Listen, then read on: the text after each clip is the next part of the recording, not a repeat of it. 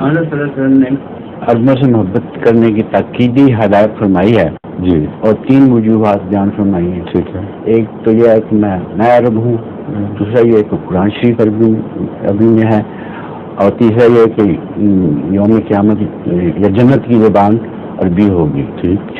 سوال یہ ہے کہ اسلام کی بین الاقوامی حیثیت کے باوجود صرف عربوں کے بارے میں یہ خصوصی سفارش کیوں فرمائی ہے؟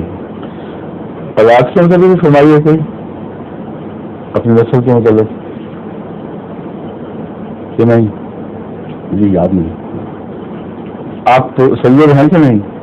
اللہ کے فضل سے. آپ کو عربوں کی بات یاد رہی ہے، سیدوں کی بات نہیں یاد رہی؟ نہیں تو وہ تو ہم روز آپ بھی بات کے نیچے آ رہے ہیں، یہ میں بتانا چاہتا ہوں. جو آپ عربوں پہ کر رہے ہیں آج جناب بھی اسی اعتراض کی زد میں ہے. اس میں انصاف کی بحثیں نہیں چل رہی، اس میں انسانی تعلقات کے رشتے اور انسانی فطرت کی باتیں ہو رہی ہیں. ایک انسان اپنے ماں باپ کے بچوں سے پیار کیوں زیادہ کرتا ہے باقیوں کے مقابلے پر؟ کیا وہ غیر منصف ہے؟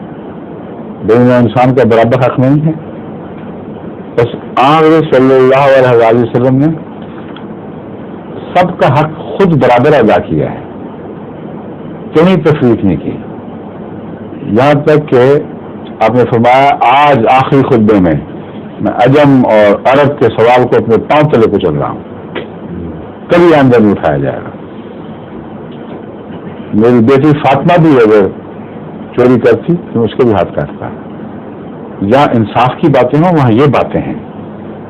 معاملات میں، حقوق میں، ذمہ داریوں میں سب برابر ہیں. لیکن جہاں تعلق کی باتیں ہوں، جہاں پیار کے رشتے ہوں، وہاں انسان سوچتا ہے کہ کس کا مجھ پہ زیادہ احسان ہے. اس احسان کو مد نظر رکھتے ہوئے میں اس سے سلوک کروں. یہ وہ تعلیم ہے جو دی گئی ہے. سمجھے؟ شکریہ. ظہور